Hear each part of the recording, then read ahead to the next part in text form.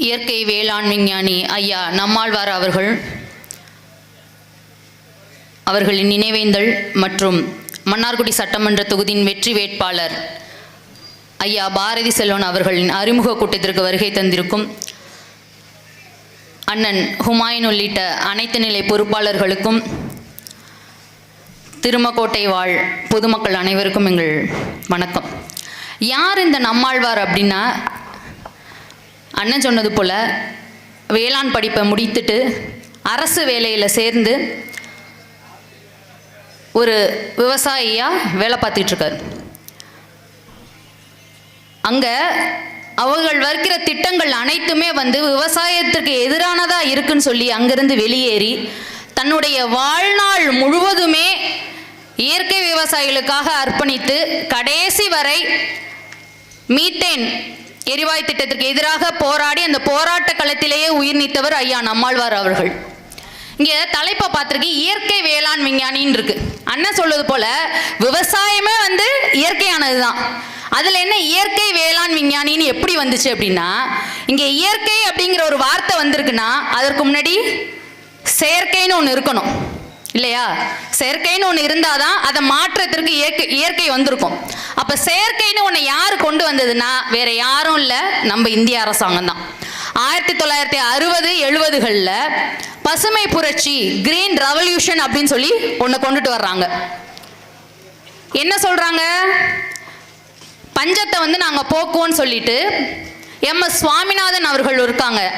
அவர்கள் ஒரு ஜெனடிக்ஸ் மரபியலாளர், அவரை வச்சு நாங்கள் ரசாயன உரங்கள் மற்றும் பூச்சிக்கொல்லிகளை இறக்குமதி செய்து இந்திய அரசாங்கம் அவங்க செஞ்ச அந்த வேலையால தான் இன்ன வரைக்கும் மண்ணு மலடா இருக்கு. அந்த செயற்கையை மாற்றத்திற்காக வந்தவர் தான் நம்ம ஐயா நம்மாழ்வார் அவர்கள். அதனால தான் இயற்கை வேளாண் விஞ்ஞானி அப்படின்னு சொல்றோம். நம்மெல்லாம் நம்மாழ்வார் அவர்கள் விவசாயியா தான் பார்க்குறோம். அவர் விவசாயி அல்ல, அவர் ஒரு புரட்சியாளர். ஏன் அவர் ஒரு புரட்சியாளர்? புரட்சி என்பது என்னன்னா தலைகீழ் மாற்றம் இல்லையா? அப்ப ரசாயன உரங்களால் இருந்த அந்த செயற்கை விவசாயத்தை தலைகீழாக மாற்றி கடைசி வரை இயற்கை விவசாயத்தை கொண்டு வந்ததுனால அவர் ஒரு புரட்சியாளர். இவங்க கருப்பு சட்டை போட்டுக்கிட்டு இங்க பண்ணதெல்லாம் சமூக புரட்சி இல்லை. நம்ம ஐயா பச்சை துண்டு போட்டுக்கிட்டு செஞ்சார் இல்லையா, இதுதான் உண்மையான சமூக புரட்சி. ஐயா நம்மாழ்வார் அவர்களை பத்தி சொல்லணும்னா, அவர் மரபறிவை மீட்டு எடுத்து வந்த ஒரு மாமனிதர். மரபறிவுனா ஏன் அவ்வளவு முக்கியம் அப்படின்னா, மரபறிவை மறந்த மனிதன் எவனாக இருந்தாலும் அவன் மருத்துவமனையிலேயே மடிவான். எது மரபறிவு? மரபறிவுனா என்ன அப்படின்னா, ரொம்ப எளிமையா சொல்லணும்னா ஒன்றும் இல்லை. நம்மளுக்கு ஒரு வயிற்று வலி வருதுன்னு வச்சுக்கோங்களேன். ஏன் வயிற்று வலி வருதுன்னு முதல்ல நம்ம தெரிஞ்சுக்கணும்.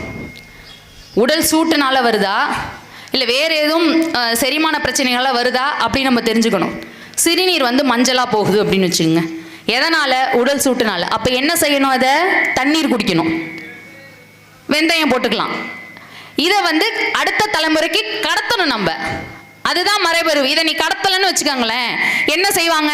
இந்த ஒரு எளிமையான வேலையை செய்யாம மருத்துவமனைக்கு போய் 1000-2000 கொடுத்துக்கிட்டு உட்காந்துருப்பாங்க. இன்னும் எளிமையா சொல்லணும்னா மரபறிவு என்னன்னா, அரளி விதை விஷம்னு நம்மளுக்கு தெரியும், ஊமத்தங்காய் விஷம்னு தெரியும். ஆனா நம்ம என்ன அரளி விதையும் ஊமத்தங்காயும் சாப்பிட்டு பார்த்தா அதை தெரிஞ்சுக்கிட்டோம் இல்லை? நம்ம அப்பாவோ இல்லை தாத்தாவோ இது மாதிரி சாப்பிட்டாங்களா? இல்லை. அப்ப எப்படி நம்மளுக்கு தெரிஞ்சதுன்னா, நம்ம முன்னோர்களுக்கு முன்னோர்களுக்கு முன்னோர்களுக்கு முன்னோர் யாரோ ஒருத்தங்க இருக்காங்கல்ல, அவங்க யாரோ போய் அந்த விதையை பறிச்சிருப்பாங்க, அதை சாப்பிட்டுருப்பாங்க, இறந்துருப்பாங்க. அதுதான் நடந்திருக்கும். அதை பார்த்த மக்கள் கூடி சுத்தி இருந்த மற்ற மக்கள் அதை பார்த்து அதை ஒரு படிப்பினையா எடுத்துப்பாங்க. அதை அடுத்தடுத்த தலைமுறைக்கு கடத்துவாங்க. அதுதான் மரபறிவு. அந்த மரபறிவை நம்ம மறந்ததுனால தான் இவ்வளோ பிரச்சனையுமே.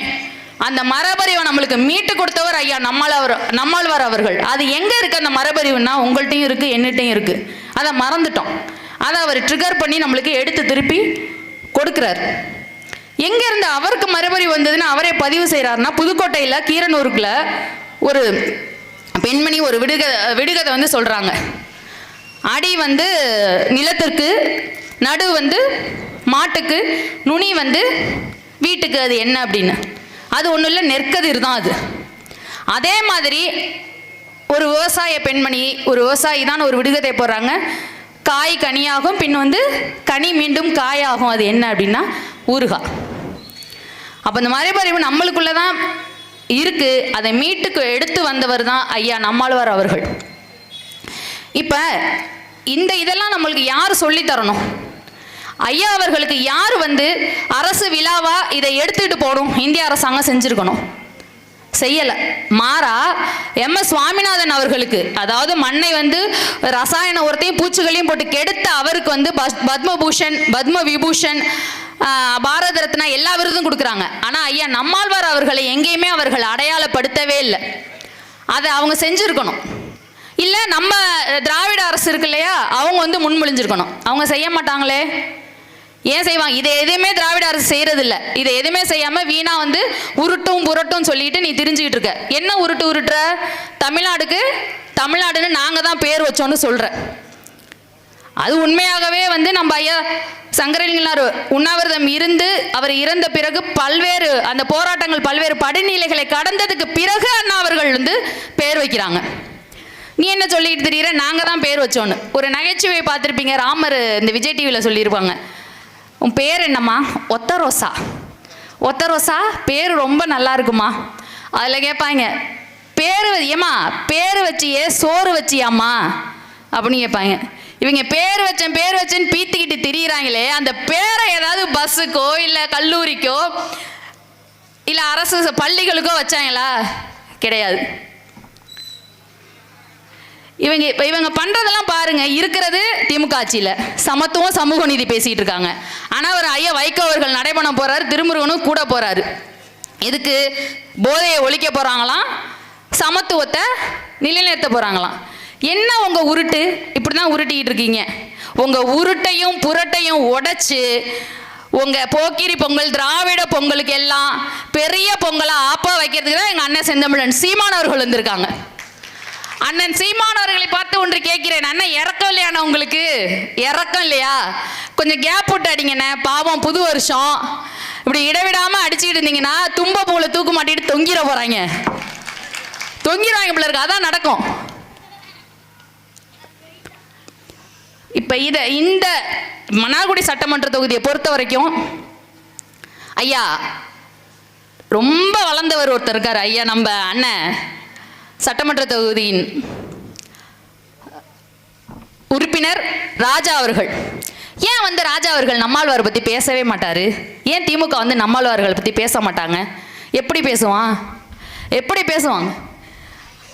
டிஆர்பி ராஜா அவர்களும் அவர் அப்பா பாலு அவர்களும் இன்னைக்கு வடசேரியில் சாராய ஆலை தொடங்கினதுக்கு அதை எதிர்த்து போராடினவர் தான் நம்ம ஐயா நம்மாழ்வார் அவர்கள்.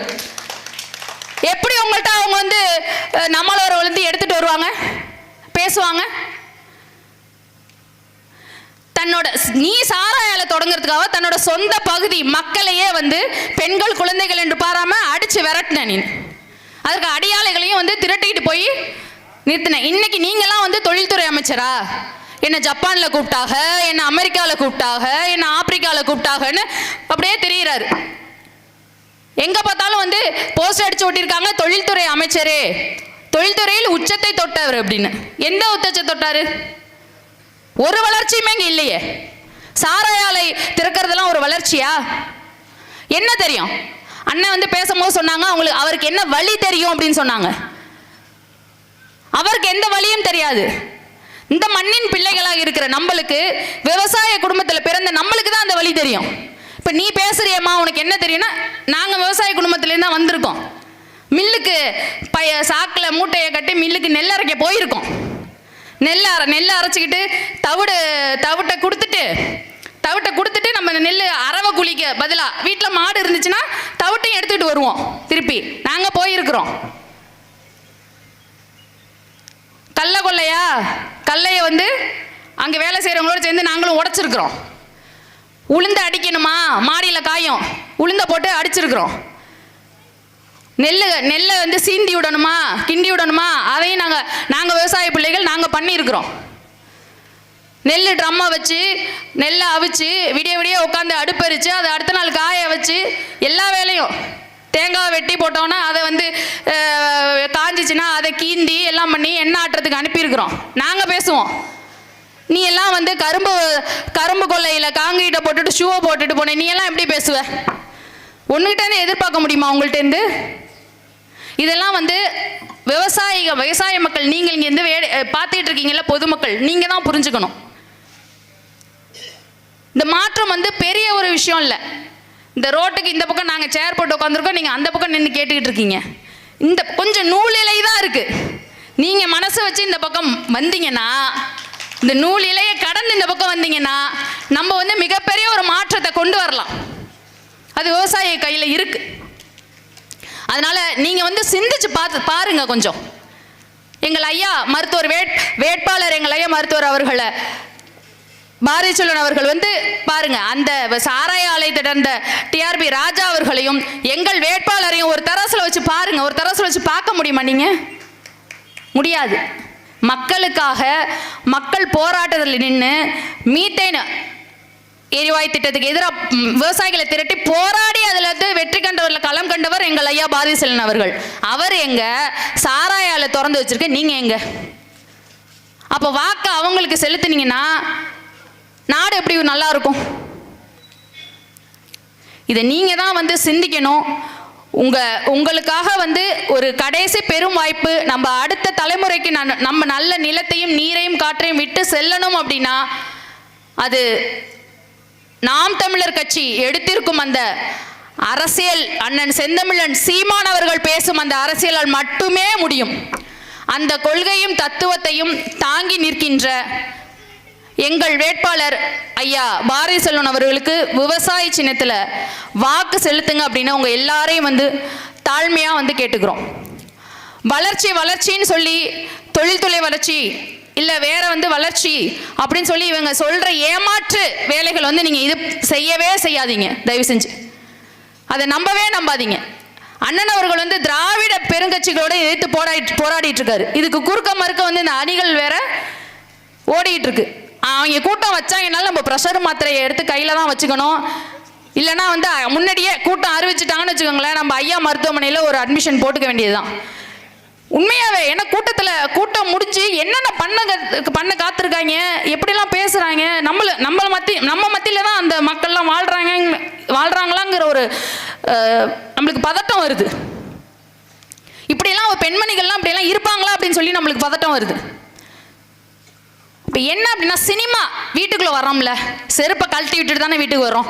நம்மளுக்கு அந்த அறிவு இருக்குல்ல. அதே மாதிரி திரையரங்குலேருந்து வெளில வர்றப்ப அந்த சினிமா அங்கேயே விட்டுட்டு வரணும். அந்த புரிதல், அந்த அறிவு நம்மளுக்கு வேணும். ஏடிஎம்கே பாஜக வருவாங்க. ஐயா எடப்பாடி சொல்றாரு நெல் கொள்முதல் நிலையம் வைக்கலன்னு. 4.5 வருஷம் திமுக ஆச்சு. அதுக்கு முன்னாடி 10 வருஷம் யார் ஆச்சு? ட்ரம்ப் ஆச்சியா? அவராட்சி தானே. கொண்டு வந்திருக்கலாம்ல நெல் கொள்முதல் நிலையத்தை, ஏன் கொண்டு வரல அவரு? இப்போ பாஜகவோட கூட்டி சேர்ந்துட்டு வர்றாங்க. பாஜக என்ன செஞ்சுக்கிட்டு இருக்கு? இப்போ பாங்க சொன்னாங்க, ஒரு நிமிஷம் நிறுத்திட்டு, இந்துக்களும் முஸ்லீம்களும் ஒற்றுமையாக அங்கே வாழ்ந்துட்டு இருக்காங்க. ஆனால் அந்த ஒற்றுமையை கெடுக்க வந்த கோடாரி காம்பு தான் வந்து பாஜக. அந்த பாஜகவை தூக்கிட்டு வர்றாரு எங்க சித்தப்பு கருப்பு, மரியாதைக்குரிய கருப்பு முருகானந்தம் அவர்கள். உண்மையிலேயுமே வந்து சனாதானத்தை வந்து நிலைநாட்டுறதுன்னு அவங்க தான். நீங்கள் நல்லா பாருங்களேன், பாஜகவில் பொறுப்பு எப்படி போடுவாங்கன்னு. இந்த மன்னார்குடி இந்த பகுதிகள்லாம் தெரிந்தால் வந்து வெளிப்படையாகவே சொல்கிறேன், அகமுடையார்கள்லாம் பார்த்து பெரும்பாலும் போடுறாங்க. அடுத்து அந்த பக்கம் தஞ்சாவூர் பக்கம்லாம் போட்டேன்னா பொறுப்பு பார்த்தீங்கன்னா முழுவதும் வந்து கள்ளர்கள் அவங்கள வந்து போடுறாங்க. அப்படி எதை கட்டமைக்கிற? ஒரு சாதிய வேற்றுமையை வந்து ஒரு நீ வச்சிருக்க சனாதன தர்மத்தை இந்த தமிழக மக்கள் மீது நீ திணிக்க பார்க்குற. அண்ணன் எப்பவும் சொல்வது போல காங்கிரஸ் வந்து இன துரோகினா, பாஜக வந்து மனித குலத்தின் துரோகி. அவங்கள உள்ள நுழையவே விடக்கூடாது. அதை யாரு, எங்க சித்தப்பு பெரியப்பு, யாரு மாமா மச்சா, யாரு தூக்கிட்டு வந்தாலும் சரி, நீ உறவினர் நான் உள்ளவா, பாஜக வராத. இன்னைக்கு போயிட்டு இருக்காங்க ஜி ஜி ஜி ஜின்னு போட்டு புதுக்கோட்டைக்கு. உன்னால ஒரு தமிழையே காப்பாற்ற முடியல, ஜின்னு சொல்லிட்டு திரியிற, நீ வந்து தமிழ்நாட்டை வந்து காப்பாத்திர போறியா? இந்த விழிப்புணர்வு வந்து மக்களாகிய நம்மளுக்கு தான் இருக்கணும். இதை நீங்க உள்வாங்கிக்கிட்டு வருங்கால தலைமுறை பிள்ளைகளுக்கு நல்ல ஒரு நாட்டை விட்டு செல்லணும் அப்படின்னா யாருக்கு வாக்கு செலுத்தணுங்கிறத நல்லா சிந்திச்சு வாக்கு செலுத்துங்க. விவசாயிகள் வாழணும்னா எங்கள் அண்ணனையே சின்னமாக கொண்டிருக்கும் நாம் தமிழர் கட்சி பிள்ளைகள் உங்கள் வேட்பாளர் ஐயா பாரதிசெல்வன் அவர்களுக்கு விவசாய சின்னத்தில் வாக்கு செலுத்துமாறு மிக தாழ்மையுடன் கேட்டுக்கொண்டு வாய்ப்புக்கு நன்றி பாராட்டி விடைபெறுகிறேன். நன்றி, வணக்கம். நாம் தமிழர்.